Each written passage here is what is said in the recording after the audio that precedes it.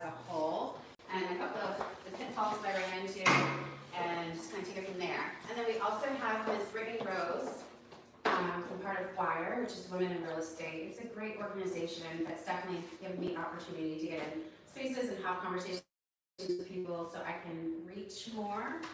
So if you guys have any questions, you're here, you're interested in real estate, I definitely want to direct you over to Brittany, and she can talk a little bit about the organization as a whole as well, too. But I didn't figure it out either. I was like, oh, no, it has batteries. The remote, couldn't figure it out. But I'm gonna get started, and then we're gonna break it up into 2 sessions. So we'll do this, and then let you guys go. I don't want to hold you hostage with your time, and then we'll have when other people come in, we'll do another round. Good morning. Everybody doing this morning. Okay, my name is Daryl Rose. I am a mortgage broker with Edge Home Finance. I've helped a lot of people purchase duplexes with different programs around the city. I appreciate Kim and Wire for inviting me out to talk to you guys briefly. Just about different strategies and a few programs and how they work and creative ways to get into some of these duplexes, right? And so one of the easiest ways is FHA. You have 3.5% down payment. Minimum credit score is a 580 credit score. And what's really good is that we're able to use that second unit, the expected income, even if it's not rented out. With the appraisal, we'll do a rent schedule, and we can use up to 7% of that expected rent to help your purchasing power, so your debt to income ratio. And it's one of the easiest ways with purchasing a duplex because you don't have to have any reserves. They don't require you to have any reserves. Hi. Good morning.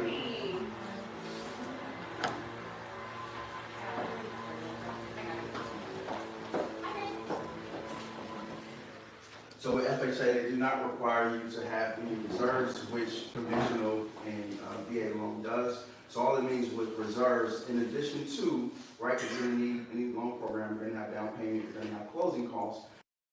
When they say, they say you need 1 month of reserves. They're saying that in addition to whatever your estimated funds needed for the transaction, after that's said and done, they want to see 1 month of a mortgage payment in your account, even though you're not going to use it. So FHA is really good for that when you don't need any reserves.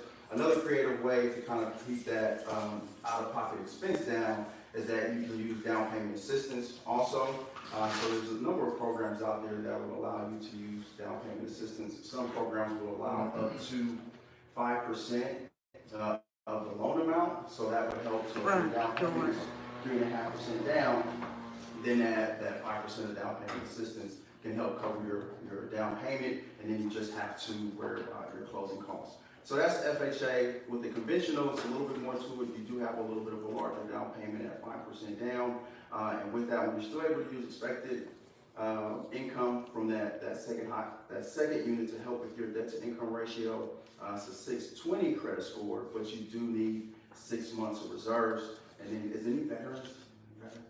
All right. Well, VA is definitely the best loan because you don't have any down payment, no mortgage insurance, and then you can use that 75% of that second unit to help you qualify for that home. And with that, when you are required for those 6 months of reserves, and they do require that you have landlord history.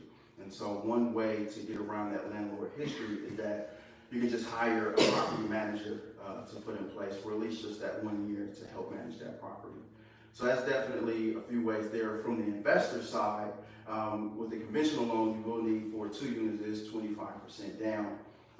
With that, a minimum of a 620 credit score from the investor side.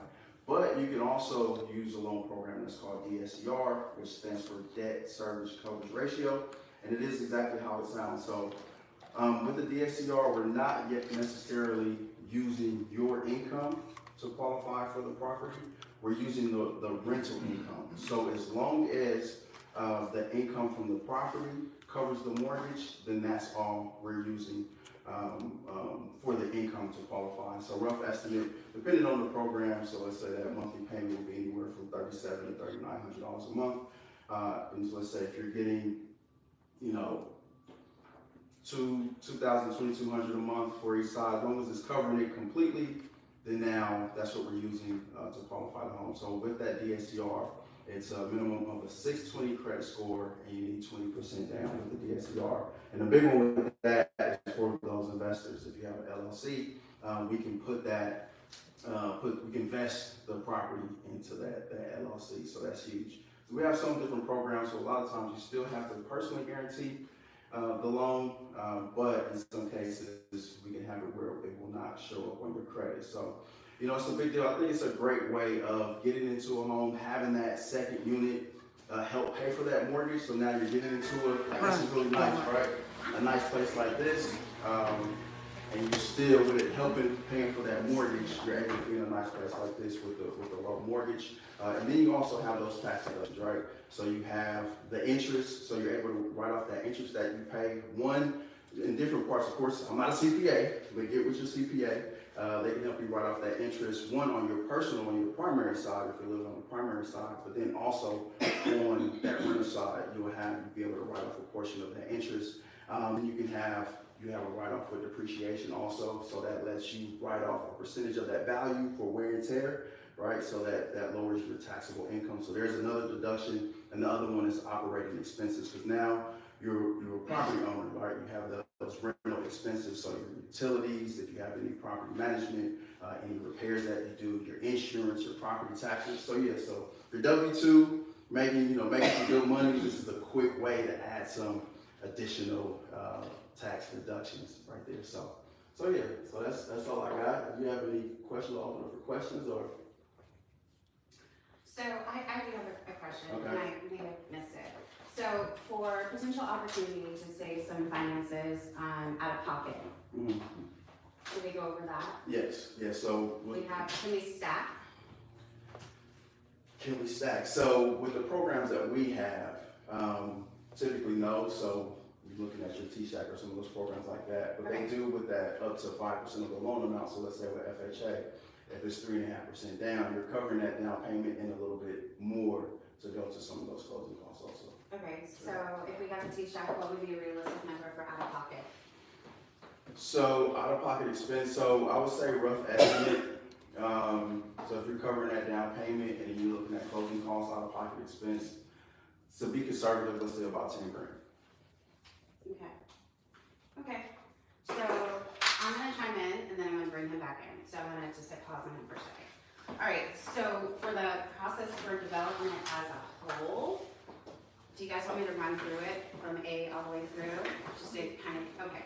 So I'm a realtor. That is my career. I also do developments as well. I source this property, meaning land, and I also worked with the architect. I worked as a liaison with the builder to not contact my client. So my client is only contacted twice during the process. And then I also worked with the city for permitting as well, but he did add me to documentation so I could do that. So essentially I JV'd the project, picked all the finishes, and now I'm in the process of trying to market to sell them, right? So keeping that in mind, when we're looking at a development, I always say, and even when I'm teaching a class, what is your end goal? So do you want to do a duplex or a fourplex? You know, depending, what is your end goal? And then from that point, you can look to see what properties are going to be best. Meaning, if I wanted to do a one-story duplex or a two-story duplex, because that's going to be more in width. So again, work backwards. So once you figure your finished end goal, then we're going to start looking for lots. There's some things you want to do. You have pen and paper? Ready to write? I'm ready. All right. So once you think you have a lot, here's a couple of things. Some of this is in my head, and I have a sheet I can share with you if you want to leave your email address. I'm happy to share it with you, a breakdown. But a couple of things that you're going to want to do once you think you have it is you're going to want to see if they have a survey available. That's super important. Double check those dimensions again. So for example, I know I need 50 across, right? So I need 50 by 100 is ideal for this particular duplex. So that's one thing.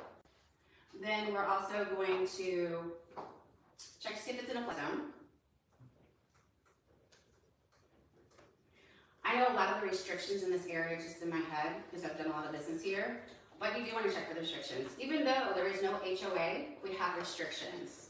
So Brookhaven, for example, that one you can't do multifamily, right? So there's just several little caveats in there that you're going to want to know about. So we're going to want to check on the restrictions. And when you say restrictions, are you referring to deed restrictions? I am, yes. Thank you for clarifying. Deed restrictions. If you have someone who is an architect that's really knowledgeable, you can call them. Or if you have someone that's worked in city planning, you can call them. Not everybody has that. So sometimes you have to kind of take a risk on it, and we'll talk about that in a second, about how we fix it. And it's deed restriction? So, I have a question. yeah. The flood zone. Yeah. Isn't like all of Houston in the flood zone? Which one is the one that No, it's not actually. So when I'm looking at the map, I look for heat signature areas. I want to make sure. Okay, you see how all of these are slab built on a foundation? If you are driving by to check anything out and you see anything that's elevated, don't do it. Even though you're going to get financing and all the things, all that does is two things. It's going to increase your cost because they have to elevate you. And then if it increases your build costs, that means it's going to increase your insurance costs, right? So that's just more money. And you don't want that. Because our goal is to be lean because we want to get our profits. So we try to do the best. So obviously, and we'll talk about off market. We have another item, we did the deed restrictions, and of course comps. So if you're working in a very specific area, I kind of know most of the comps for this area. Hi. I kind of know most of the comps for this area just because I work it a lot for land, right? And then for what things. So for example, this one's listed for $479. Almost identical floor plan, sold 6 minutes away for $500. So I just know kind of thing, right? So those are some things you're going to want to look at before you even make an offer for a property. Yes. Can you also talk about how you're identifying neighborhoods and you're watching the trend of the neighborhoods you want to build? Yeah, that's a really good one. So I do have a little bit of advantage. And thank you. Keep chiming in because again, I got a lot you. of this information is just in my head, and I need to figure out how I can put pen to paper. Bless you. So I can the water. Okay, so I can put pen to paper to be able to get the information out better. I just do it so much and I've done it. So I do forget and I apologize. So I look at solds, actives, pendings, and I kind of look to see what's been going on, and I go back 3 years. So this project was quite a long time for turnaround because we had some issues with the city getting approval for some things. So we actually purchased this property in July of 2023. We closed on it. Luckily, my client paid cash, so he hasn't had a mortgage until we actually were able to pull the trigger to get started, right? But I started to see, I chose 77033 when other people were in 77021 because once people, rightfully so, recognize that their land has value, they automatically up the price. So you have to start looking further out. So my next projects will probably be in Dayton or Cleveland, right? And I also look to see what's coming in the area too. So you have to really, and I drive the area and I see where the new construction is at. So it's a lot of groundwork, but then also a lot of logistics. Can you also talk about how working with an investor who's paying all cash like changes your pro forma versus somebody who is coming in, raising money or financing the cost of the land? Hi, good morning. Absolutely. So if you're working with an investor who is paying all cash, I feel like for me, it gives me a little bit more breathing room. And when I say breathing room, I mean, like I said, we purchased this in July, yet we didn't have any expenses other than soft costs until we broke ground. And then define soft costs. Okay, not yet. Okay. So we'll get there. We're not there yet. But yes, whereas if I would have had fundraised, then they have a monthly due, right? And so when they would have been sitting with the city waiting for these to be approved, our permits, they would have been in the negative, all right? And that's taken away from our end.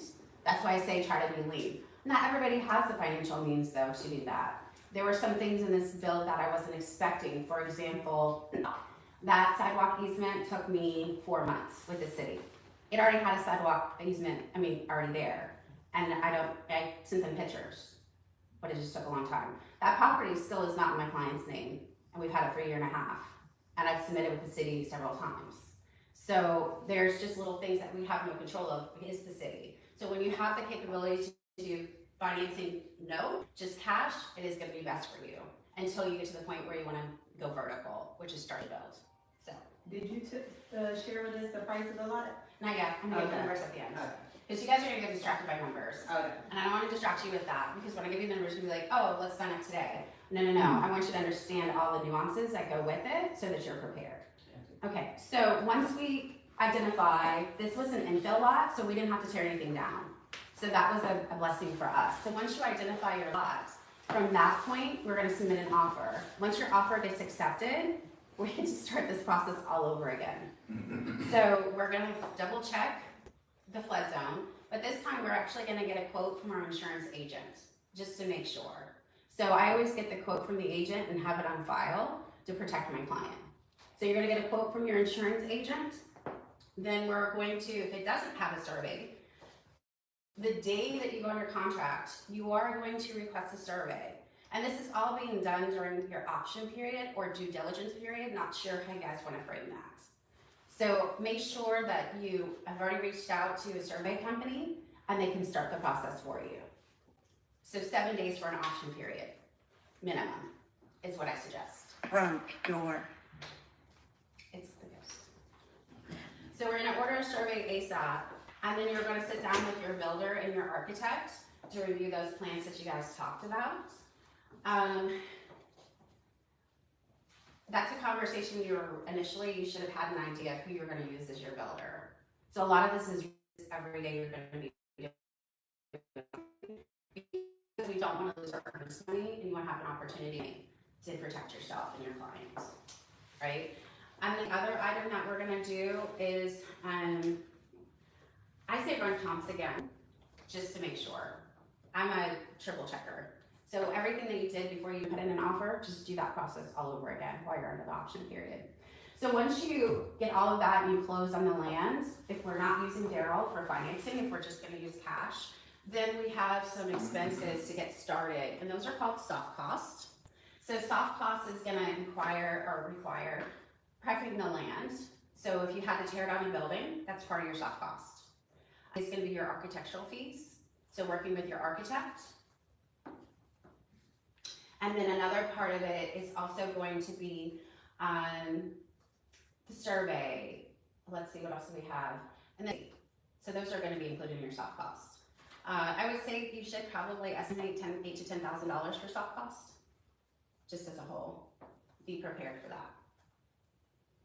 Can you also talk about the difference between doing a project infill and especially like the soft costs of doing an infill versus a project with no utilities existing?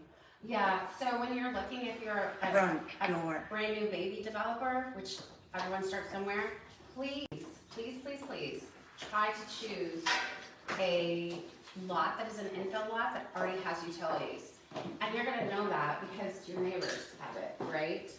So if you find something that's a vacant lot and you're kind of the first one there, be real careful. And that's again getting the survey. So the survey will tell you about underground utilities and all of that. So infill lot is definitely gonna be your best bet. And then not only that, we have all of this construction around you to support you. You don't want to be in, regular goldfish, not. So once you have done your soft costs, then we bring Daryl back in, and we start a dialogue about financing. I always start that super early while I'm doing the permit process. So the permit process is rather lengthy. I highly recommend that you don't try to self-build this yourself if it's your first time, because you're gonna get lost in the nuances of the city. It is super complex. I am on their system, and every time you think you have it figured out, they change it. And they do have a new system that's coming out for builders and developers. So I would say partner with a builder who is going to do that part for you, and they're gonna do all of the permitting for the city, between them and the architect. And if you want a list of builders, I can give you a list of builders that I've worked with that I trust, that are good. But I would highly recommend you don't self-build yourself, not the first time, for sure. So while you're going through that permit process, you wanna stay on top of what's going on in the market for surrounding. So for example, I also started walking the block. I know most of the neighbors, not names, because I'm not good at names, but I know all of their pets and their personal stuff. And they'll kind of watch out for your property for you.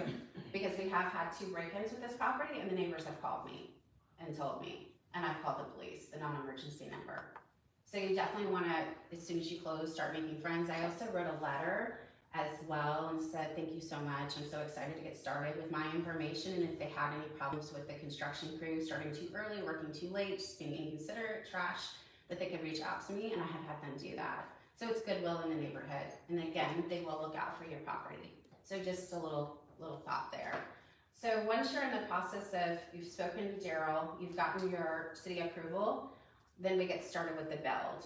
Depending on weather conditions, it can be anywhere from 3 to 6 months, a realistic number for the build.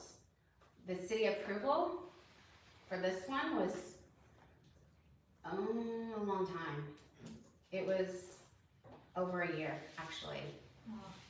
So that's something that was kind of getting in the way, and unexpected things. And that the city of Houston has a forestry department, and the forestry department had to come out and investigate to see if it was an endangered species, whether it could be removed or not.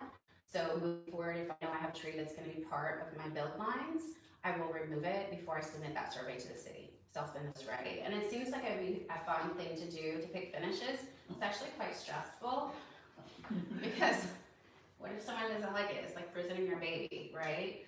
So that's why I asked you guys to walk through and just give me some feedback so I know for my next project, because I'm picking finishes. So should I kind of stay in the same idea, or should I mix it up, right? So you do have your finishes, and then along the way you have to make sure you meet your city requirements and all those things, and then you get to this point. So that's the gist of it. So most of it for you as a developer is going to be the beginning stages before you even break ground, and then start pre-marketing the property. Okay, so for that part, do we have any questions about what I went over before I talk numbers? What would be the best way to pre-market? You know, It's a great question.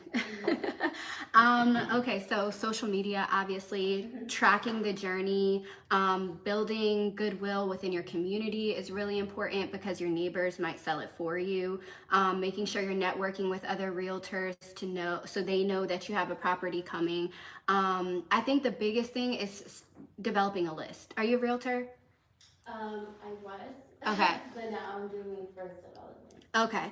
I think the biggest thing is building a list of interest from other projects, other people, because only one person is going to buy a house, right? Buy that house. But when people are looking at other houses in the neighborhood, if you have relationships with those realtors as well, the people who didn't buy that house might be interested in yours. So I think that's a really good strategy for starting to get that energy behind it, but especially hands down social media.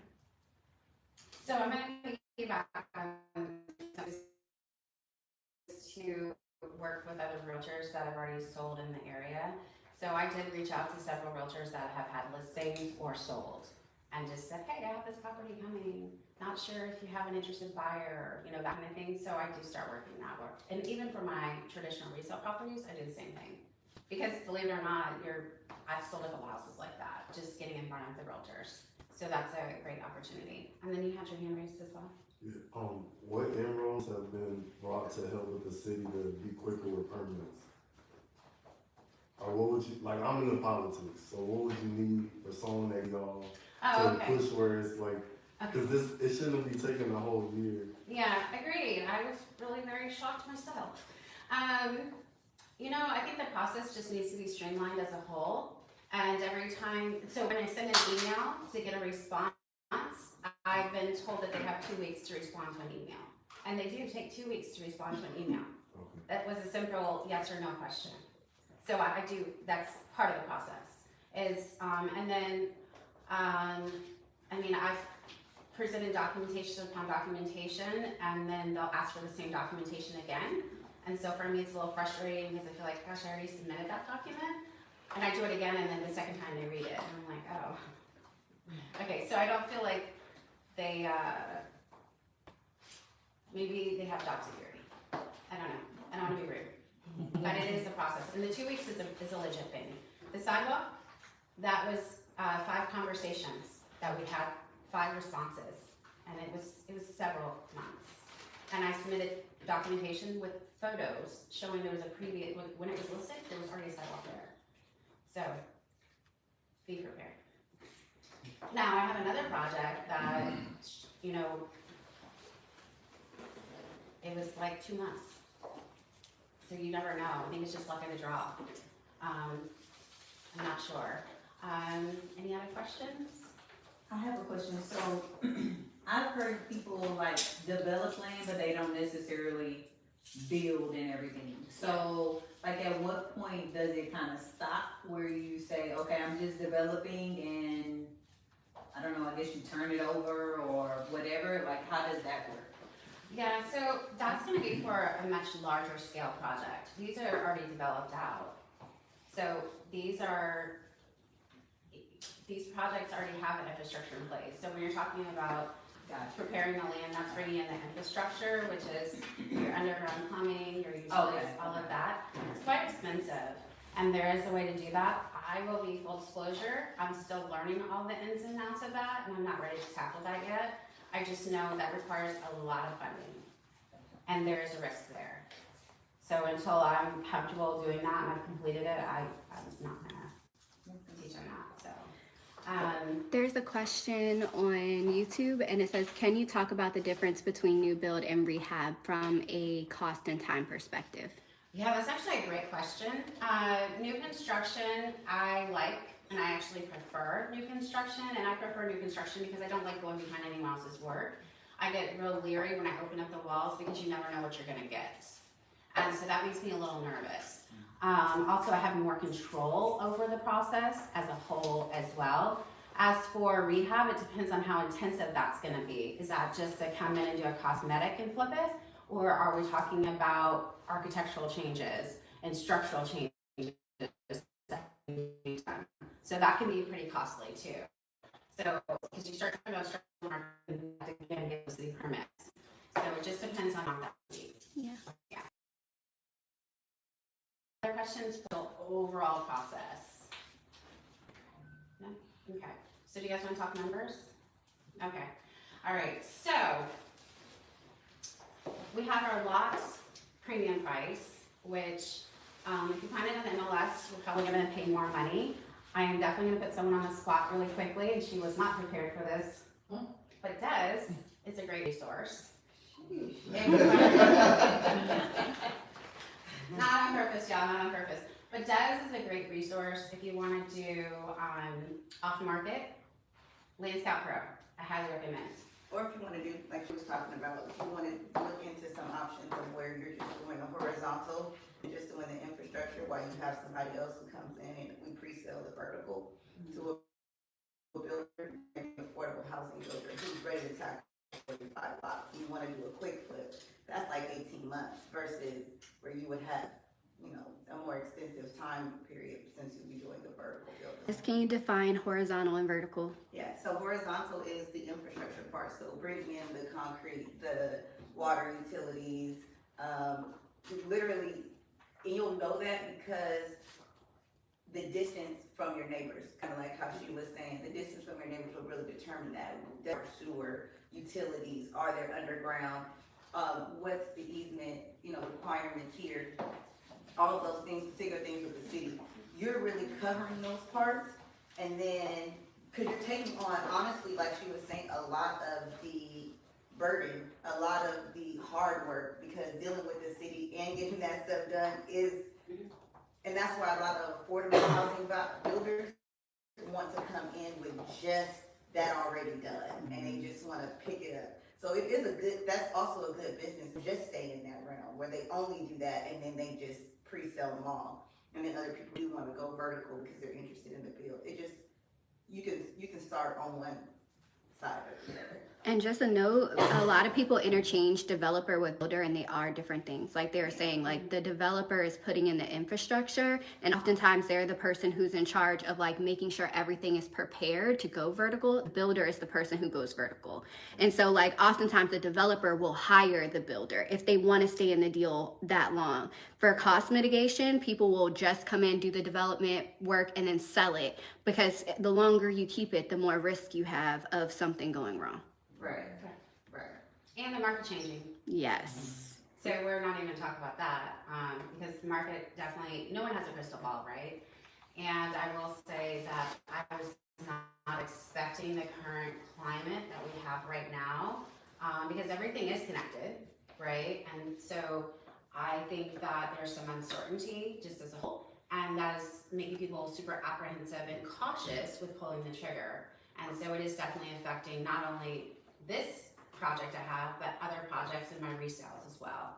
So I'm seeing an uptick on rentals, which if you're an investor is great, because you'll be able to rent it out, versus people wanting to purchase right now, because they don't want to secure anything and lock themselves in financially.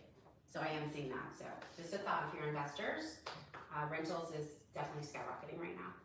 If you're an investor, think about if you don't want to get into the development space, hiring a fee developer, that's always an option as well.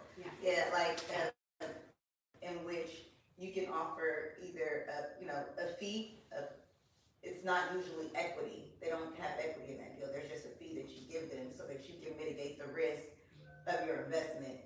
And I definitely highly recommend that. If you just want to stay on the investment side and you're not sure if you want to get into the development side just yet, so hiring a fee developer first. Because you can really look at a developer as a connector, right?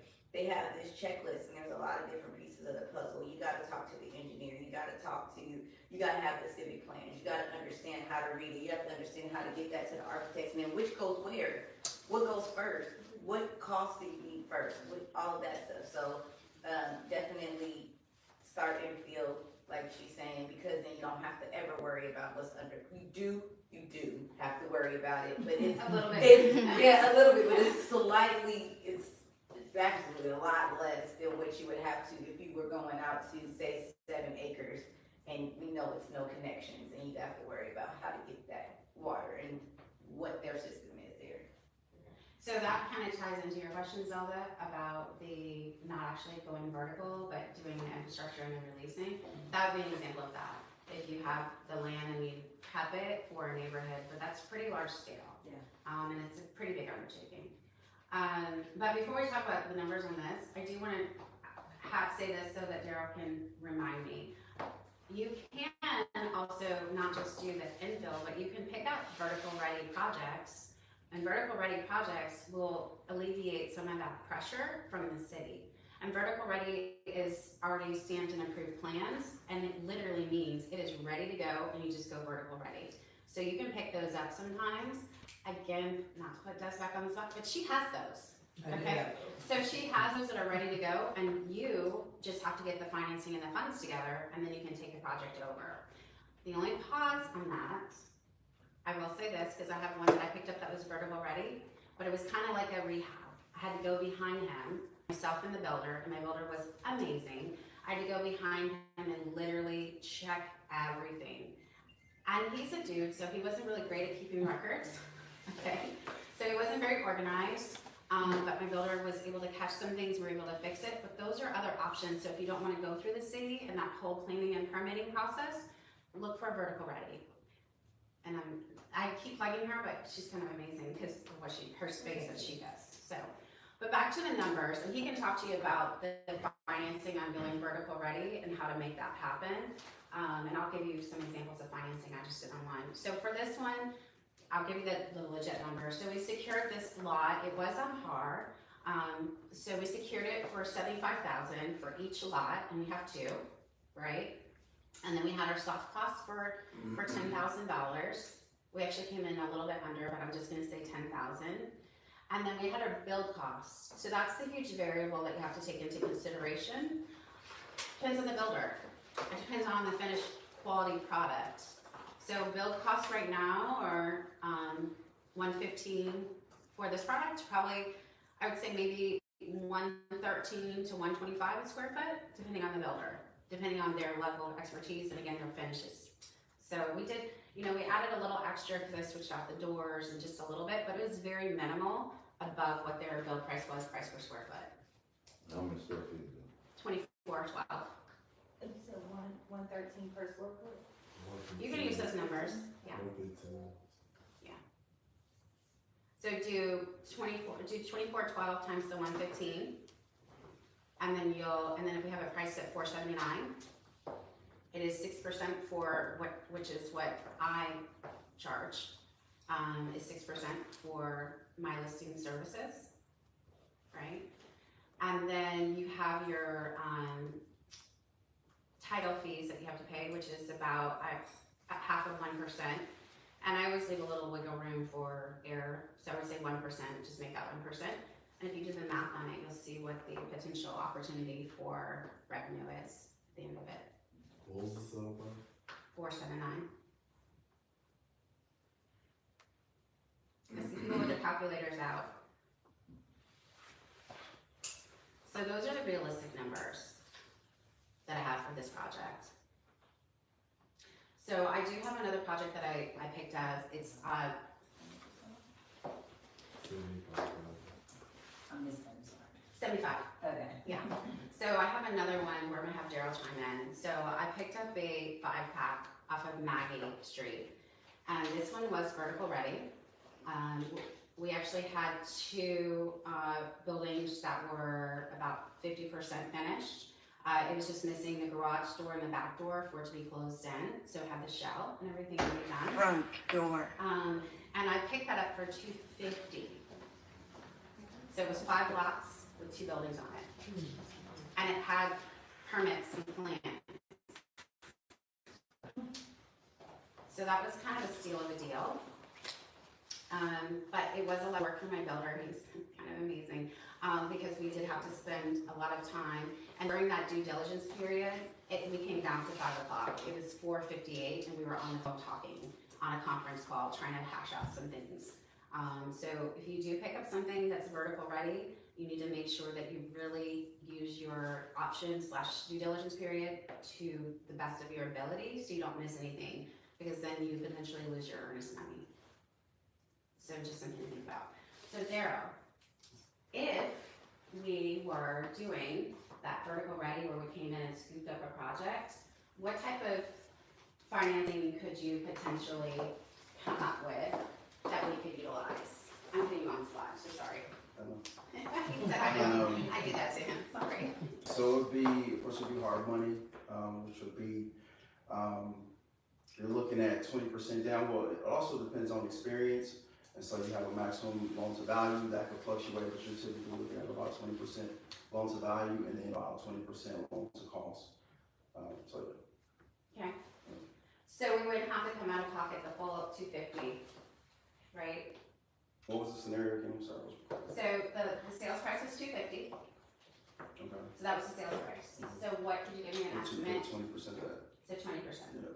So if we would have done our traditional way, like we did for this one, it would have been $250 out of pocket. But doing it his way, it's a fraction of the price. So just an opportunity that maybe you guys weren't thinking about the development space. So. Can you also talk about how there's a question. I'll ask this question first. What type of lending options for land and then new construction? So I know some lenders have a one-time close option if you're like more of a retail buyer, and I think you also do more investment side products. What are all the lending options? More retail. Yeah, we do offer those. So those one-time close, typically the one-time close are more so for primary residents, but then and for single units with the one close. So that one-time close does allow you to finance the purchase of the land, the construction of the home, and then when you close, we're closing on a 30-year. So typically it's a FHA or conventional. It will allow on the conventional side for an investment property, but it's typically only for 1 unit. Okay. So it would be for a duplex. And then you would have lenders that just do Lot loans, there are not a lot of lenders, like we don't do just lot loans, so where those lot loans you can go in, typically those are about 25% down. A lot of times they'll have a balloon on them, so they're short-term loans, it'll be 5 years or maybe less than that, but they'll let you hold on to them. But typically, you're looking at with your hard money, with those short-term, where they will allow you to finance the land and then do the development. Perfect. And then the other question was, for anybody who is more of a homeowner kind of moving into this space, can you talk about the process that they'll undergo as just like a person who wants to buy a duplex? And can you also compare the cost savings of them maybe hiring a developer for fee and having the project built for themselves and then purchasing it as a homeowner? I know, I just read like, Sorry. Okay. Okay, so So can we take it one at a time? yes, so to start, let's talk about Yes, please. the process of just a regular homeowner looking for a duplex. Like what is the advantage and what are the numbers that they should be looking for? So for example, they're planning on renting out one side. What numbers should they be looking for? How do they find rental comps? Stuff like that. So they're gonna live on one side and rent out one side? Yes. Okay, so if they're they really should partner with a realtor to get comps, because in the state of Texas, it is not disclosure state. You can kind of, look online, but to get true comps, you really should partner with a realtor. So I think that answers. And then what kind of numbers are they looking at? So like, how much, when they're looking at their rental prices, what's the range they want to stay in so that this will be a cash flowing opportunity for them when they move out? Good question. Can I take it, or you want me to? One more time. When they're looking at rental comps and how much they can get per side, things like that, what are the numbers that they want to stay within so that they can move out and have it be a cash flowing opportunity? That's a tough question. Like I said, again, because it depends on the area, and you're looking at. So one is initially when they're coming in as a primary resident, so they keep that down payment down. For example, with FHA 3.5%, and so just looking at those numbers, you would have to get with the realtor to see, what both sides are, and then price out. So if you are doing FHA or conventional with that option, to see what that mortgage is, to see what that cash flow is going to be when you're able to rent out both sides when it is time to move on and purchase that next home. And then my second question was, sorry, you want to finish that? Well, I think that is important, but also take into consideration you want to get something where you're not at the top of the market, where you're seeing growth opportunity. So, for example, like I said, we purchased this in July of 2023. So if we would have finished this time last year, then we probably would have priced it differently. But they've had $20,000 worth of growth opportunity. So you want to make sure that you're not getting in at the tail end. So try to get into maybe a newer neighborhood where you have that. And then, so what kind of cost savings are you looking at if you hire a developer for a fee and have something built, like a duplex built for you, versus something already on the market? To purchase? Mm-hmm. Well, I gave out the numbers, so we can kind of run those numbers and play with those numbers versus if you purchase something. If you purchase something, you're getting it for retail value, right? So there's not a lot of space there for you to have a profit at the beginning. As for a fee, it depends on what the fee is. So, and it depends on how much JVing that someone does. I'm a fee builder. So I do charge a fee for this process because I literally did the whole thing from start all the way to finish. I'm still attached to the project. Moving forward, I may even attach myself a little bit more ingrained, which will put me into the loan aspect of it so that my clients can get better terms on loan because I have experience.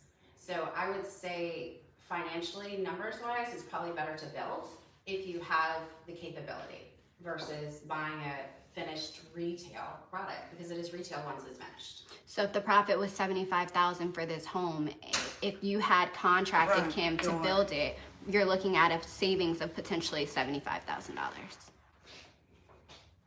Yeah. Those numbers work. There's another question. Sarah said, I just purchased a duplex and I'd like to purchase another. Considering this has to be my primary residence for a year, are there different loans I can take? Are there different loan options? She would, if she already has the primary, she would have to purchase as an investor. So you're looking at what conventional. I think you misheard. I think it's going to be her primary residence. Is Let- that what she's let- saying? She currently has a duplex as a primary. That she has to stay in for a year. Oh, So okay. let's talk about it both ways. Okay. If she was going to purchase it as an investor, or if she was going to move out, because like if she purchased it as a homeowner and she did FHA, but now she's been in it a year, what do her loan options look like? Right, she could do conventional with 5% down if it's gonna be her primary. So 5% down, you need about 6 months of reserve, 620 credit score. If she's gonna purchase it as an investor, then you're looking at with conventional 25% down, 6 months of reserves, or with DSCRs 20% down. Very helpful. Any more questions on it? I don't think so. That was a lot of information. I want to make sure I understood that last part. So if you're a homeowner and you've been in your home for a year and you want to purchase a duplex can you purchase a duplex as a? So with the 1 year part is that you can't move for 1 year. That's where the 1 year part comes in.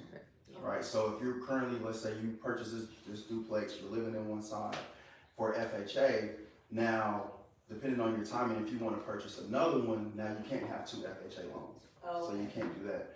But if you want to, you say you want to move into this next one as your primary residence, you can do 5% down with conventional as your primary and live in one side. But if you want to purchase it as an investor, now you're looking at 25% down, or with conventional loan, or 20% down with that DSCR program. okay. So it's basically best to purchase as a primary owner versus. Yeah. There's another question. To get a DSCR under your LLC, what are the requirements? There are no requirements. It's a part of, that's like one of the main features of DSCR. Though, I would say the one part that is different is just that personal guarantee. So I'm a broker, so you have different lenders that, all of them you still have to personally guarantee, but some will allow where that loan is still gonna show up on your credit, whereas some lenders will allow it to where it doesn't show up on your credit unless you default. If you default, it will show up on your credit. Do you prefer to build single family houses or duplexes, and why? That's me, yeah? Yeah. Okay. It depends on the market I'm working in. It depends on my end goal. So it depends on what my client, what they're wanting to do with the property, their profit margins. It's a lot of variables. So it just depends. I'm doing the townhomes, so they're single family. And next is single family. So I'm pivoting after this to a different market as a whole, just to try something different, just to expand my portfolio. Can I follow up on that last question? Yeah. To piggyback on what he was saying, when you do have your LLC and you're going for a DSCR loan, experience is important. So if you don't have those experiences or a track record, you do definitely need to partner with someone who does have those experiences, because although some are non-doc, that personal guarantor or whoever is on that operating agreement does need to have the experience that is necessary. So if they're saying we need 5 experiences, or they're asking for your track record, that's one way that they do it. They're asking for a track record. You need to be able to give that, or have a partner who can give that has some percentage on your operating agreement in order to qualify for that loan. Sorry. Do you have things that don't require experience? So not necessarily with the DSCR, but construction. A lot of times, if you don't have experience, lenders, or they'll make that down payment larger because there's more risk. But she's correct, like what she said. Some will allow for your builder to have the experience in JV, but some will require them to personally go on the loan with you. So, and then the more experience you have, like you said, in the last 24 months, the more projects you have, then they'll lower that down payment. Does landlord/management experience count? No. And then Sarah circled back. She said, so after the first year, you can't purchase another property with an FHA, even if it's after a year. Right, you can't have two FHAs, can't have two FHAs at the same time. So no matter how long it is, unless there's like exceptions, like if you have to move out of town or stuff like that, so. Shining. Are you able to refinance that FHA into a conventional and then go get Yes. another FHA? Yeah, I'm like, oh, look at you, being on the fly, I love it. Any other questions? So I'm back to the fee builder, fee developer, right? Sure. What is the average fee for a fee developer? Because you talked about you JVing this, but you're also the realtor, so is that like two separate fees? You made it ready for vertical, that's one fee. Then to list it, that's another fee. Correct. Okay, so what is the fee for making it vertical ready? Yeah, that's gonna depend on the individual project. Okay. So it's project based. And I mean, what's the percentage average? Like you said 6% for the realtor, so that's what I'm kind of getting at. 8 to 10% for a fee developer. Okay. If you're in field, they wouldn't be need to get you vertical ready. I mean, the permitting process, which is a soft cost that she was talking about, but that getting it vertical ready part is more so for rural areas that need the underground development. But it's 8 to 10% usually. And is that of the construction cost? Of the construction cost? Of cost in general, total cost. So a fee developer is 8 to 10% of total cost. Like to build it. Total cost, whatever So your this cost is, 9. no, total cost. So your cost is everything, soft cost, hard cost, Gotcha. building cost, infrastructure, permitting, not this price. all of your costs lined up. Nothing, not on the income side, but on the cost side. Because that's everything that they're responsible for. Everything on the cost side, they're responsible for making sure it's executed, and they take 8 to 10% of that. Not, if you were to have a developer come in as an equity partner, that's when you start talking about the income part that's coming in and what percentage you want to then give them, and that's negotiable per developer. So this vertical ready project that you find, where did you find it? Word of mouth. Tell us. I want to know. Working my contacts. Okay. Working, just, when you're in a space, I mean, I'll just use real estate and stay in my lane, but I really do try to be very friendly to everyone I encounter, and I try to leave the space better than I found it, and have a good reputation in the business, and then start working my contacts and put feelers out. Hey, I'm looking for this, and just be careful, because when you ask for something, the universe brings it to you, and you're like, oh, I wasn't ready. So just know, whenever you start that process, just be ready for it and embrace it. But it was just working my contacts, and And And so- one last question. So to kind of determine if it's vertical ready, basically what I hear you guys saying is the utilities, right? If the utilities are there, then we're kind of ready. I mean, you might have little stuff or No, we No? talking like Okay. concrete, like, no.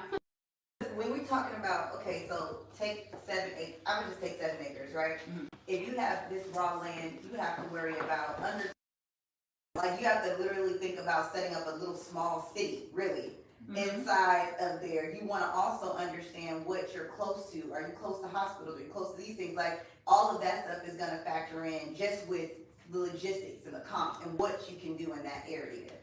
But then after that, you do have to, beyond the utilities, you have to worry about concrete, you have to worry about the street signs, you have to worry about how that, like, all of those things factor in, up into even getting the light poles in that area. So like, that is all, when you're talking about raw land, you essentially are creating a little city. Right, but like for this lot, This it is not wasn't, vertical, right? it was not. Yeah, so that's what I'm saying. Like, it had utilities, it had all these things, but how do you know? Vertical ready is when you have stamps and approved plans by the city, and you can Exactly. literally just Gotcha. go vertical. That's vertical So ready. that's kind of. This was an infill lot.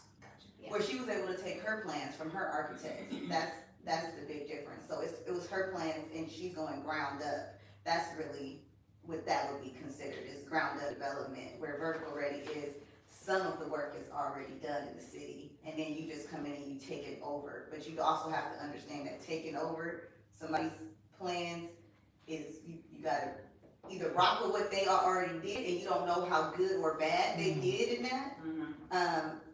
Or you can say scratch that plans if you already have plans. Some custom builders are okay with scratching somebody else's plan if something is entitled, because they already have plans that they plan on doing there anyways, and they don't have to worry about an architecture cost or engineering cost for that. But it just puts you back in front of the city.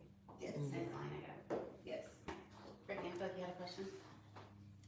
Oh, I was gonna tell you to your question is like a lot of it is just showing up, like being in this room, talking to people who are here that might have opportunities, deals, etc. So if you want to find deals, a lot of it is just getting in front of people. I agree with that too. For sure. So do you use any like software to keep up with your costs throughout the project? So interesting enough, my investor does all of the financials. So that is his area of expertise. I know what his end goal is, and I am meeting exceeding it, but I don't do software. I have some things that I have built in that keep me on point. So I have a worksheet that I do that's completed with a completion date in progress, needs to be done, right? And so for these 8 projects I'm doing, I check those every week, and I also have the builder do their part every week to make sure we stay on task. But there is software out there that you can utilize. I would also say Excel, like just Google Sheets is so helpful, like having your pro forma and then having a duplicated sheet of like what your actual costs are so you can track where you are and make sure you're not going out of budget. That's probably, I mean, software is great, but I just feel like it's really easy to get bogged down into all the features and all the things when really all you need is a spreadsheet. So if you are working with a builder, I will say this, once you do your lot price, your soft cost, and you have your builder cost, there shouldn't be too much variance on top of that. Because if there's unexpected things, for example, this roof was more expensive, that's not my fault that the price went up.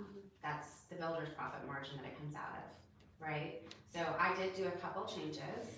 So the doors and a couple other things, those came out of my cost. But once you have your numbers in place and your performance done, you should stay within that. There shouldn't be too much unexpected. Now, the only thing that we would have had to pay more for was the water taps, and we just got lucky with that. But that would have been probably maybe $4,000. So that would have been 1%. But, yeah. Any other questions? No questions? We had a lot. Okay, yeah. Any last minute things you want to say for loan situation? Got my information out here, give me a call. Yes, please. He's great. I use him for quite a lot of my loans, actually. For him out. And then, of course, we do, Des, I didn't mean to put her on the spot. That was not my intention, poor thing. She was like, I came here to listen. But she's really great if you are looking, huh? So I was trying to be a fly on the wall. Never. So she does have opportunities for off-market properties, and some of them are vertical ready. So if anything, if you are interested in getting into, is knowledgeable but has a good track record, and you can go look at their work. So I think that's really important. I've been really blessed to work with some great builders. So this was for this was Ironclad Homes. Nisha is one of the owners, and she's pretty amazing. So she's been great to work with. So. And you said you would share the builder, like some builders that we can work with? Yeah, I'll give it to you. So Nisha's sign is out front, and then I have 2 other builders I can recommend for you as well, if you are interested in getting in this space, for sure, because you do want to partner with a good builder. You should actually build my house. Oh, really? Yeah. Isn't that crazy? See, that's a small world. I always tell people Houston is the smallest big city. Everybody knows it, everybody. So yeah, she was a good builder. So, I mean, her finished product, you guys have walked in. If you haven't walked it, I highly recommend. Please give me feedback. I really want the feedback, because I am designing another duplex, plus I have 5 townhomes. So please give me feedback on what you like and didn't like, so I can move a better way. But builders, yes, I'll give you the information. And shameless plug into Wire Fine Community. For sure. Community is so important. Quite honestly, I can say that a lot of my deals, a lot of referrals came from somebody saying, I don't know who gave. Hi, welcome. My name is Brittany Rose. I'm here with Vanessa Cole today, and we're really excited to talk about a new series that we're going to be starting, Coffee and Construction. So Vanessa is our very first guest. She's been on our Coffee and Construction tour, which you'll hear a lot more about. But today, I really want to dive into all that she's accomplished, everything that she's doing. I have not met another woman, particularly a woman of color developer here in the state of Texas, who is doing anything close to the scale that you're doing. So I'm so excited to learn from you and to give our audience an opportunity to learn from you. And so let's jump into it. Let's start with just you telling us who you are, where you came from, and how you got there. That's awesome. Well, thank you, Brittany, for having me. And first and foremost, the audience just needs to know how great you are and all the things that women in real estate is doing. And we talked off camera earlier just about wires, tentacles being everywhere. And you guys have introduced me to some key players that has helped grow my business. So thank you, and definitely wishing a lot of success for Build with Brittany. Okay, so who am I? What am I doing? Why am I here? So my name is Vanessa Cole. I started off as a bank teller and one of those, I guess, kids that had big dreams, and I knew real estate was going to be the route that I took. And as a bank teller, I was processing this guy's checks. He told me he was a real estate asset manager. I didn't know what that meant, but I heard real estate. I told him I was getting my real estate license. He said, once you're licensed, call me. I was literally in training at Keller Williams, and I had 5 contracts already ready like the day after I got my license hung. Okay, let's pause there because so a large part of our audience are real estate agents who want to become builders, developers, etc. And an even larger part of the audience will get their license and never do anything with it and never make a single sale, or maybe do 1 or 2 a year. Yeah. How did you have a book of business already to go? So I did not. I think what I did have was I was intentional, and I knew that I wanted to do something great in real estate. I just didn't know what. My prayer was always, I want to do amazing work with amazing people. I just wasn't sure, am I going to go commercial? Am I going to be a luxury agent? Am I going to be a leasing? Like, I didn't know. But when I met the guy at the bank, he was just like, hey, I love your work ethics. I mean, you're like the best teller, always professional and kind, and you work hard. And so he was like, let's just try this. So I didn't really have an end goal at that time. But when I got to know more of what they did, I learned that they were a tax increment reinvestment zone, which is a TIR. There's about 26 of them here in Houston. 9 of them are petition TIRs, which means that they have an affordable housing program. So all that to say is they owned all of these lots, and they were still acquiring more lots, specifically in low to moderate income areas. And so I was just a teller helping him acquire. A teller then got my real estate license, helping him acquire those lots. So that was all I was doing. I just wanted to make a commission. Right. And then we fast forward, and I was like, fast forward like 5 years later. By that time, I then started representing a real estate investment trust. We were acquiring like 50 houses a month. So then I saw acquisitions in real estate on a volume scale. And that opened up my eyes. I was like, oh, you don't have to do onesie twosies with a buyer or a seller. Like, you can actually represent an investor that's buying bulk homes. Right. And I learned about Salesforce, and then how analysts were evaluating like bulk homes, and that just, it expanded my mind. And that's when I was like, okay, yeah, I have to do something on another level. Absolutely.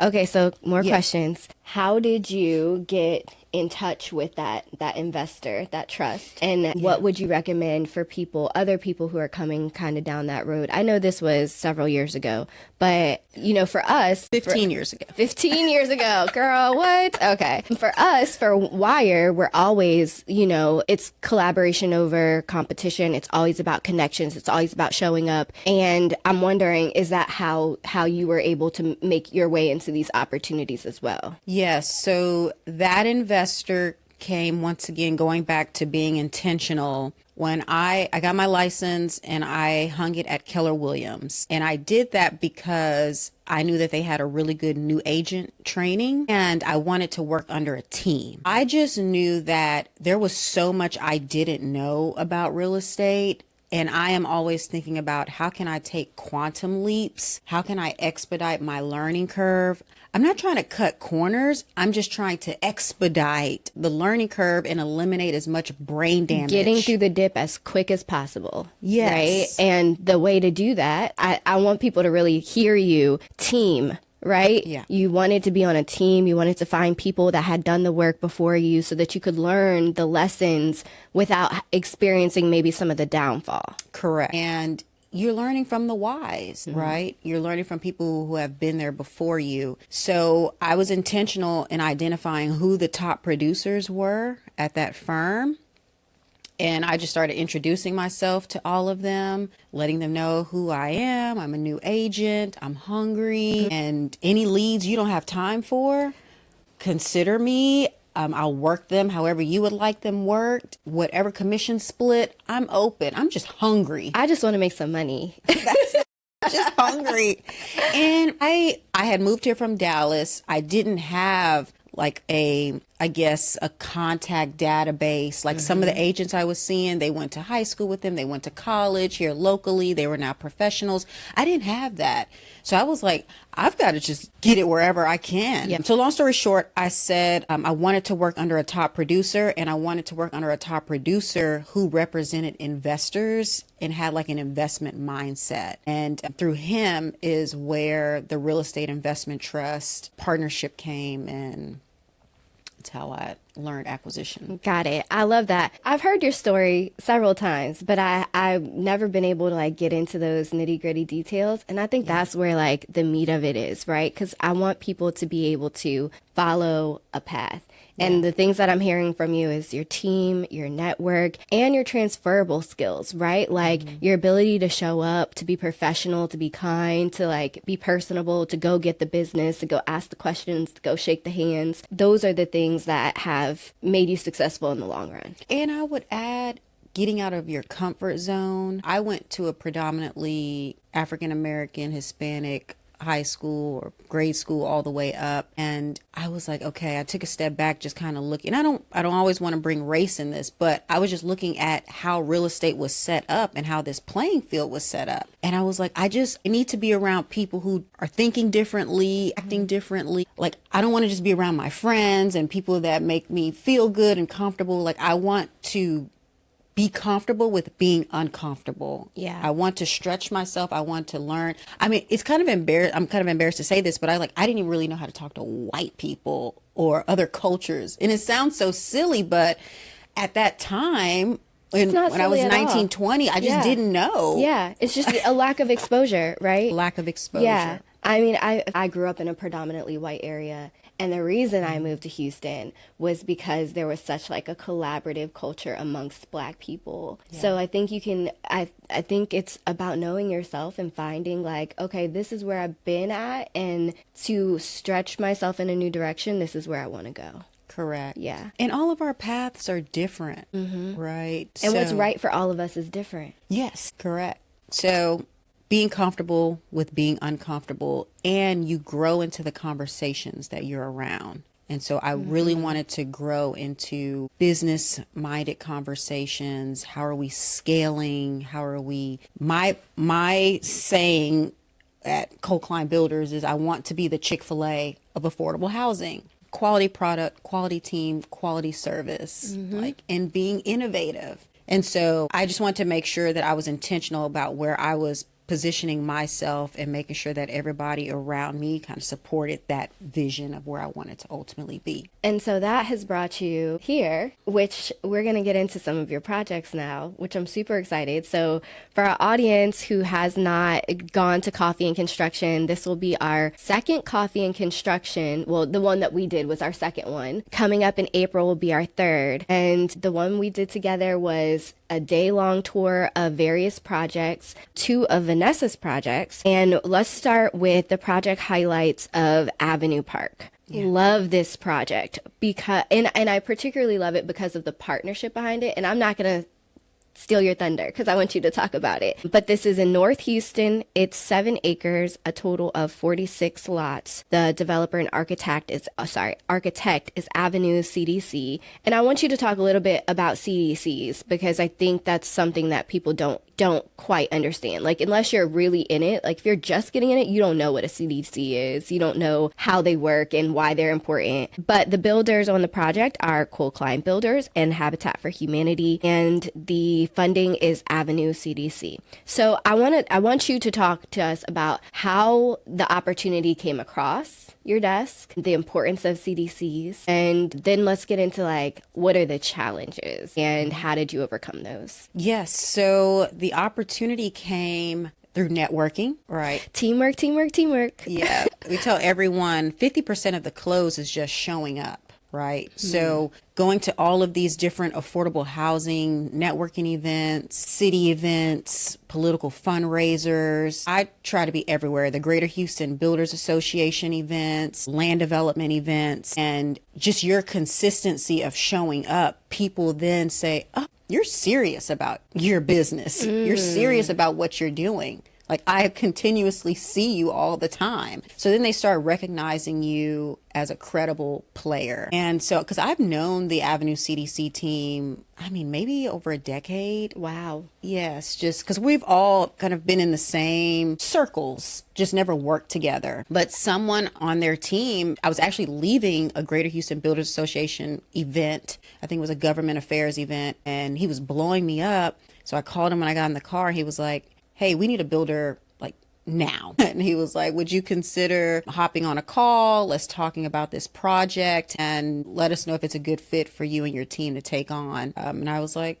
sure, let's do it. Now let's go back a little bit because there's a gap that people are going to have to cross if they're trying to follow a similar path. And that's how do you become a builder? Sure. What does that look like? What did your journey look like? Yes. So I started my construction company actually by going back to when I was a teller. The guy at the bank, 5 years later, he was like, hey, Vanessa, we have over 1,000 lots. Like, consider putting a construction company together and build. And what does that look like? Like, how do you put a construction company together? And that's what I said. I said, this sounds like a lot of work. I'm like, why would I want to do that? No. And so my mind was like, okay, how can I make it less work but still get paid off of it? And so I was trying to find a builder, bring them to the group, and then I just get a piece of every closing because I facilitated that. But what I found is the builders kept trying to cut me out and was like, what do I need you for? Like, I'm doing all the work. You made an introduction. Right. I'm not going to pay you on 1,000 lots from this introduction. Right. I was naive. But thankfully I had this relationship with the group. They were telling me, they were like, the builders are trying to cut you out. So go put your team together. And he was like, find a builder, find a bank, and get to work. I was like, sounds easy.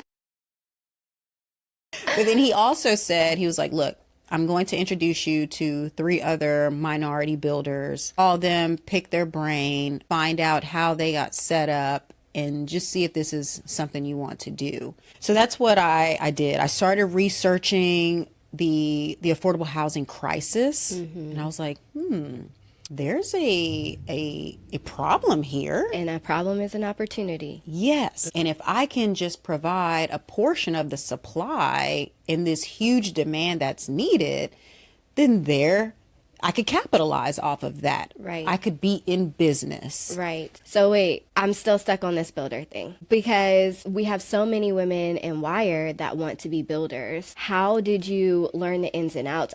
From what I know, you don't have to be technically licensed to be a builder. How did you Yes. find your crew? How did you vet them? How did you manage them? Yeah.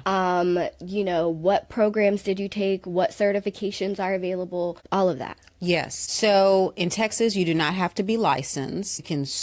You can be a construction company today. Which, coming from the DC area, is wild. Yeah. Like, Texas is wild. Yes. There's pros and cons to it all, right? So the great thing why I love Houston too is it's so entrepreneurial friendly. Like literally you can create ABC LLC, home building LLC today and get to work. Right. But there's pros and cons because you do have bad actors. But how I found my team, so let me rewind. The guy was like, call these builders and ask them questions. So that's what I did. I was like, how did you put your team together? How are you set up legally? Who's funding you? And they were just telling me all these things. So I was a realtor, right? I had no construction experience. I did invest with a home builder from my commissions previously, but I didn't know anything about construction. Like I didn't know a blind from a doorknob. Right. Didn't know the difference. So I had to get intentional once again and said, I need to find a GC. I have to find somebody who knows the science of construction, who understands this business, who already has relationships with suppliers and subcontractors, but maybe they're lacking in other areas where I can be of value. And sure enough, I had to look. I can't explain the way God and the universe and everything works. I can't explain it. All I can say is when I've set the intention and I just start working it, things just start going Shifting. up. Yes. I can't explain it. So I met this guy, my business partner, Harry Klein, and he had been out of building since '08. The market crash took him out, and he doesn't mind me sharing this story. And I asked him, I said, well, do you want to get back in? Because I had came across an opportunity to buy 10 lots for $10 with the Houston Land Bank at that time.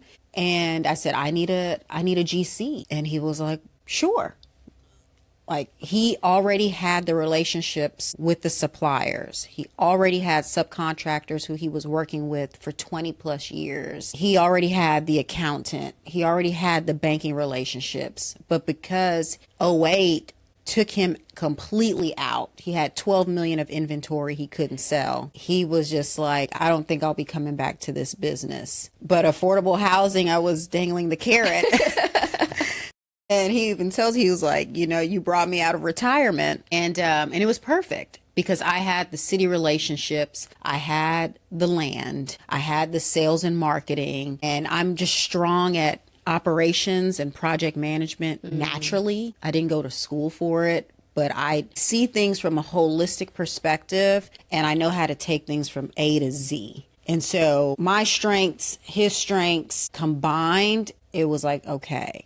This works. This works. Yeah. Totally different people. We have totally different backgrounds, total different interests. But what we have that's in alignment is our mission in affordable housing. And we love construction. We love development. And we love business. That's perfect. So I'm going to double down again. The key is the people, finding the team, collaborating. Like, it's what I think the theme is, right? So you get into this project and the CDC is actually the people who come to you and are interested in working with you, which is amazing. For anybody who doesn't know, can you tell us a little bit more about what a CDC is, who they are, what they do, and why they're important? Yeah, so I am not a CDC expert, make that clear, but I do know that it stands for Community Development Corporation. To my understanding, they're set up as like a nonprofit and their focus is just to help revitalize certain areas of the community. I don't know all of the intricate details of what they do, but the two that I have worked with or seen in passing, I know that they focus on affordable housing. So putting homes on the ground, educating home buyers for longevity in those homes. Yep, absolutely. And so they had kind of put together this project. They're the developer on the project. They bring you in, they bring in Habitat for Humanity. And what was that conversation like? How did they present this opportunity, and why did it make sense for you? Yeah. So previously they had a builder that they've worked with forever. And to my understanding, that builder was now retiring, or people were just going their separate ways. And they have, I guess, just been aware of the affordable housing work that I've been doing with this TERS over here, or the land bank, or just different projects. So they were familiar with my portfolio and the work that I've done. So it wasn't a hard sale. And yeah, we sat down. They told us about the project. They said out of this 40 plus home community, we have 17 homes that we need built. We love your style of how you build affordable homes, because I tried to bring a little bit more elegance. There you go. Thank you. And so they were like, we would love your help with designs. And so it was just from the first meeting, it just felt like it was a good fit. We talked about the project. We discussed numbers. I just talked about how like the draw schedule would flow, because previously we would buy the land and we would take out our construction loan and we would take it from A to Z, putting the buyer in. In this case, they had the land, they had their floor plans, they were just looking for a home builder, and they had the funding. So this was a little different for us. Yeah, but it sounds like a little easier. So there are pros and cons to both sides, but it did eliminate a lot of the early work that we would normally do. But also, because I wasn't involved in that early work, there are things that I wasn't privy to information wise. So you do still have to ask a lot of questions and vet, because you never want to put yourself in a situation where, you know, maybe the floor plans are poorly drawn, right? And you have a lot of issues on site. Right. Or where's their funding coming from? Are they going to have any? I've talked to home builders and they're like, the funding just stopped. You know, so you don't want to be in the middle of a project and then you can't get the funding to pay your trades and suppliers. Like you're floating those costs. You're paying your trades and suppliers first, and then you're going back and saying, hey, owner of the project, now pay me back. Right. And so you just never want to get stuck with the bill. Yeah. So I was, we're thinking about that. Yeah.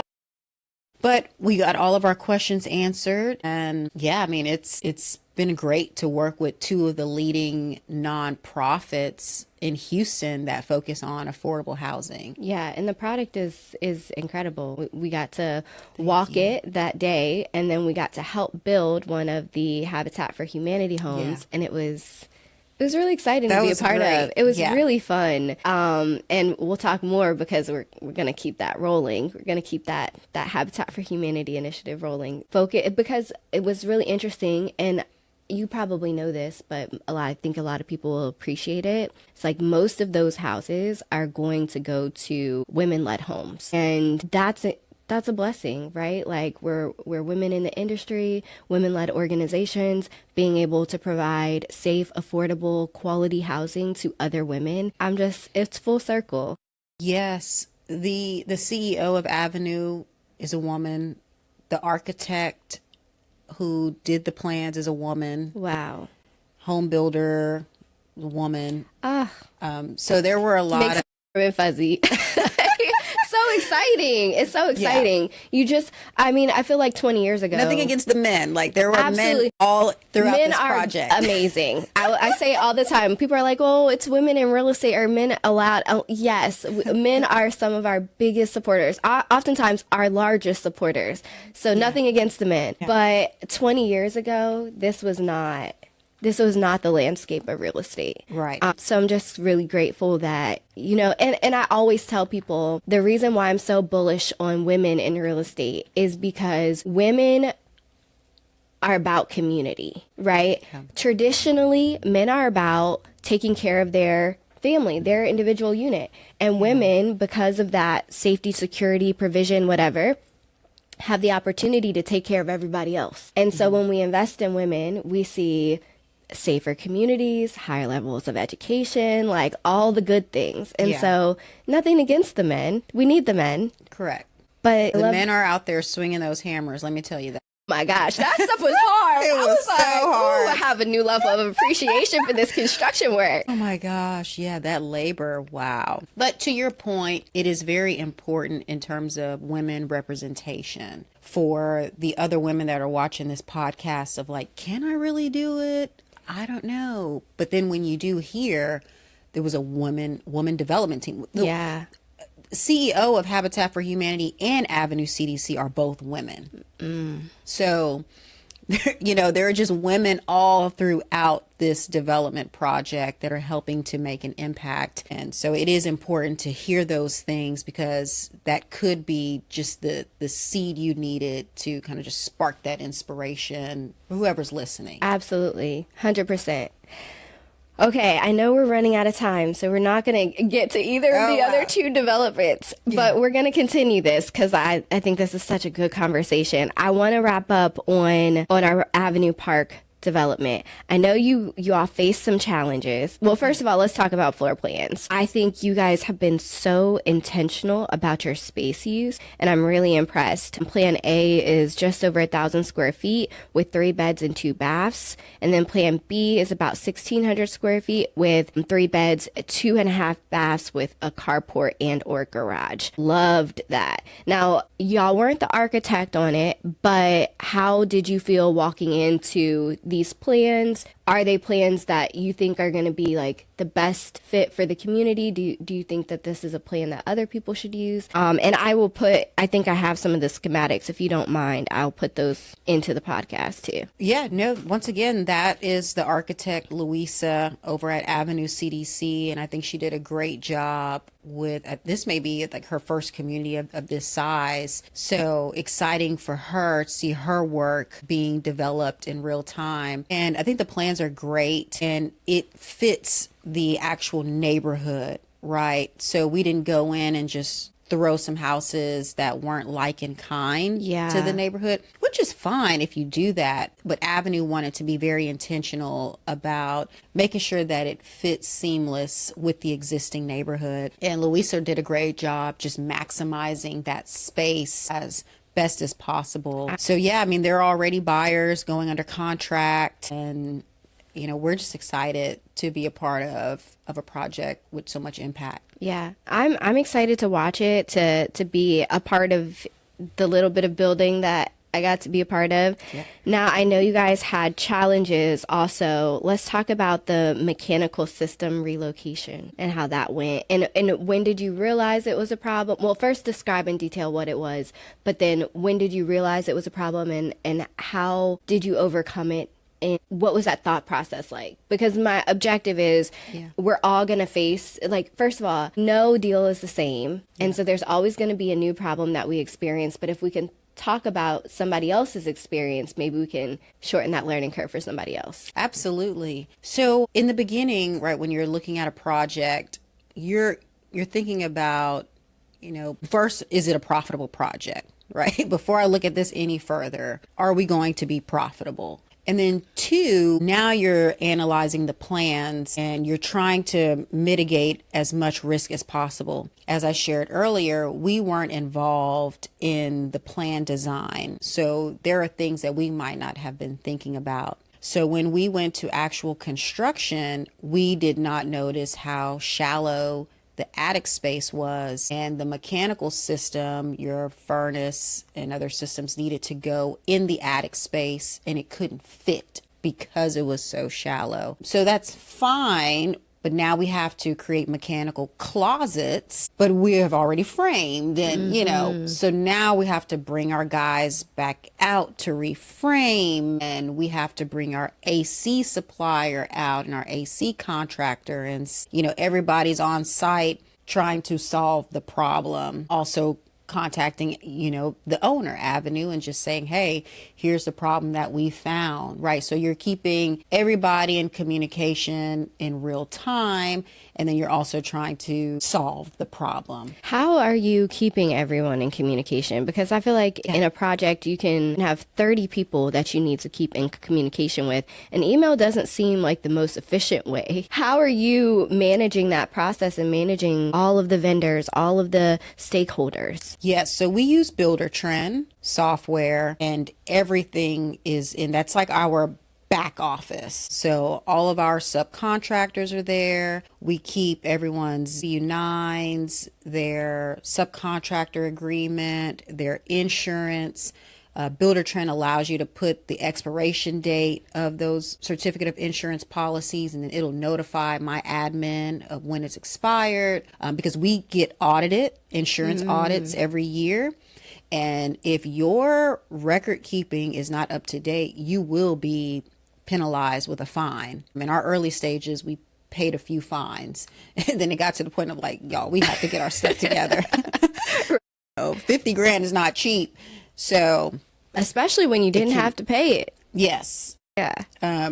So yes, communicating through Buildertrend. Now, obviously, we're still emailing, we're still texting, we're still making phone calls, but we try to keep as much communication in Buildertrend because that is our repository for documents, and then we can go back to historical communication and say, oh yeah, this date we had severe weather, this issue happened, X, Y, and Z. Yeah.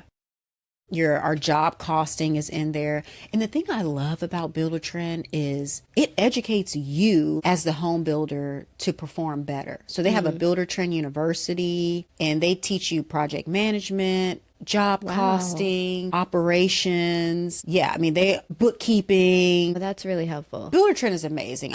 I've actually told my team, like, they're based out of Omaha, Nebraska, and I think we're going to fly our team out and just do a training there at their headquarters to get the most out of it. Yes. Yeah. Because it's so robust and there's so many contractors on there. So you're talking about a pool of everybody in the same business, and we're all trying to gain best practices. And that's the place to do it, in this hub. Yeah. And there's very few places that allow for that.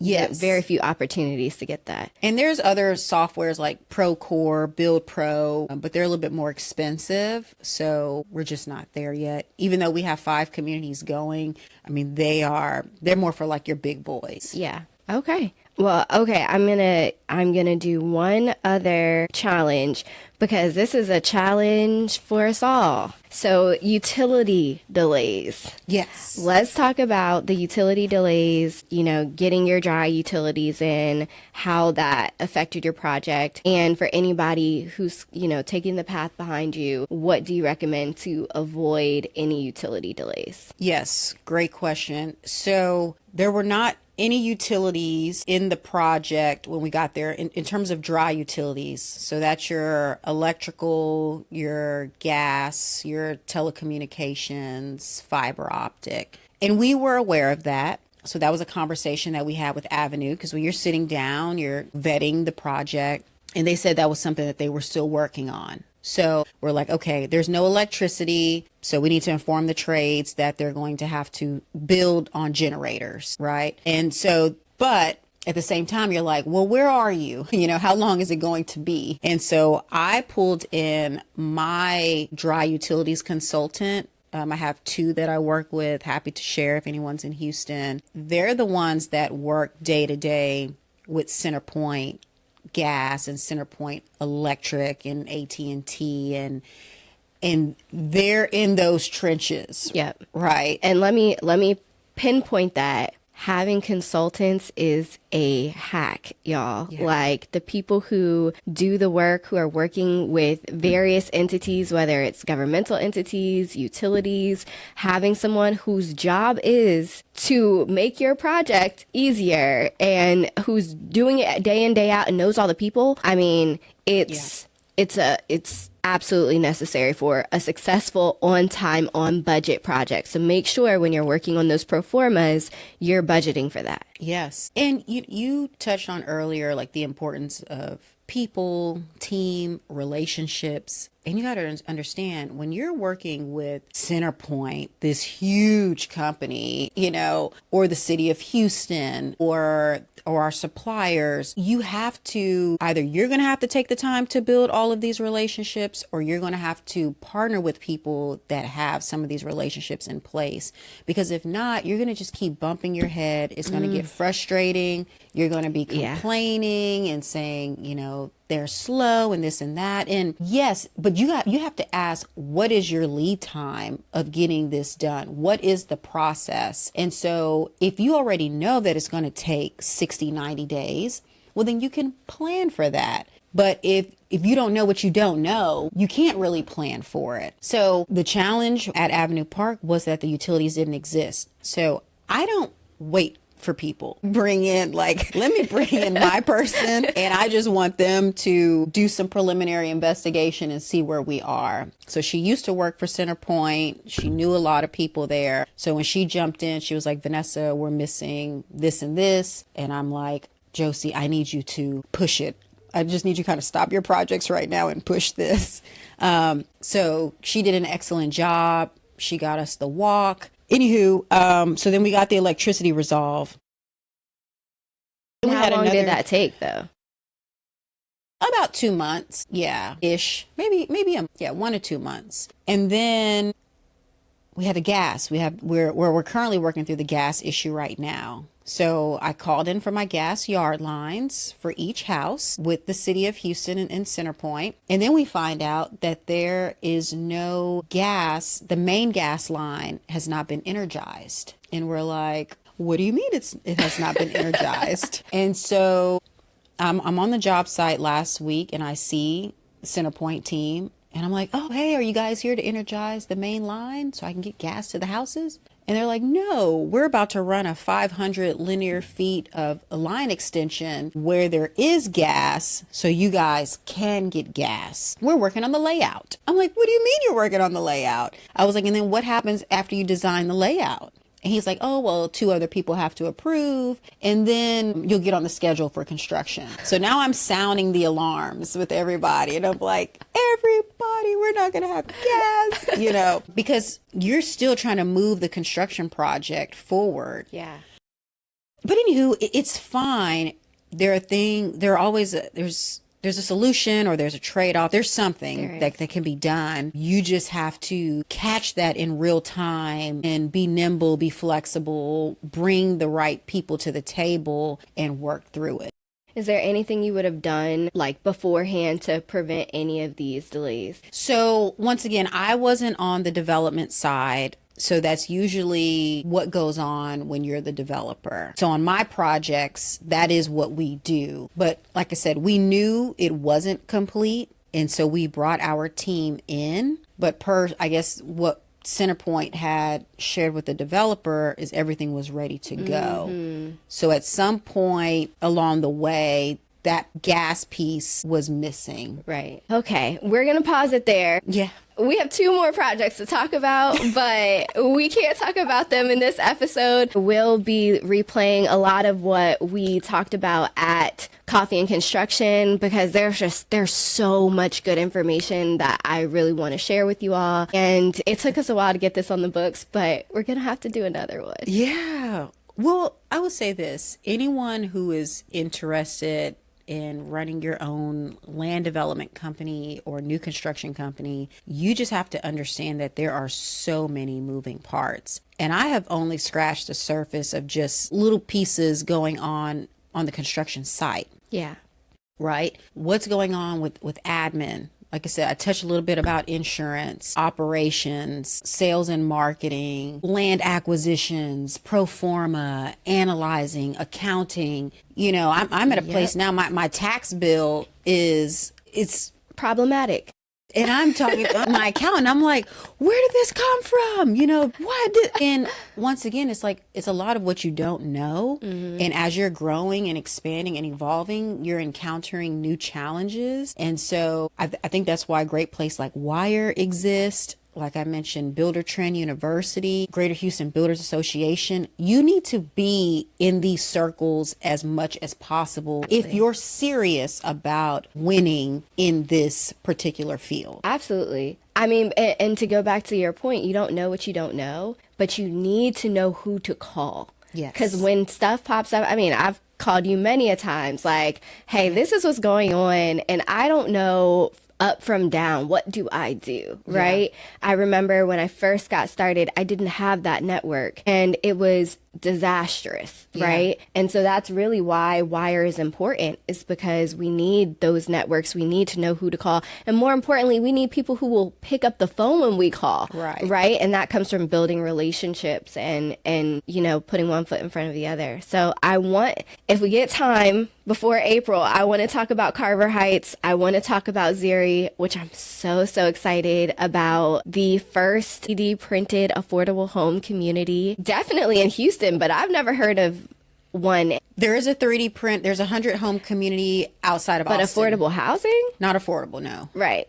See, listen, the details, ma'am, the details. It's impressive. It's exciting. I'm excited to talk about it. I'm excited to, you know, work in tandem and just whatever we can do to push the mission forward. So thank you. Thank you for taking the time. Thank you for always being willing to impart your knowledge. I'm going to wrap it up, but I've always been so impressed with Vanessa because she doesn't have a course. She's not selling a program. She's not selling anything. She's doing it just because she loves it and she wants to see other women doing it. And it's just off of the love. And I just am always so inspired and so grateful for you taking the time to impart your knowledge, because it costs a lot of money and heartache to get this level of experience, and for you to give it away so freely is so admirable. So thank you so much for being here. Thank you. Thank you for having me. Thank you for the great work you're doing. Thank you. All right, y'all, stay tuned. Look in the description. Click any links that are available to get more information. Coffee and Construction will be a 3-day event coming this April 4th, 5th, and 6th. One day will be nothing but workshops talking about all the nitty-gritty things that you need to be in development. Second day will be nothing but going to sites, getting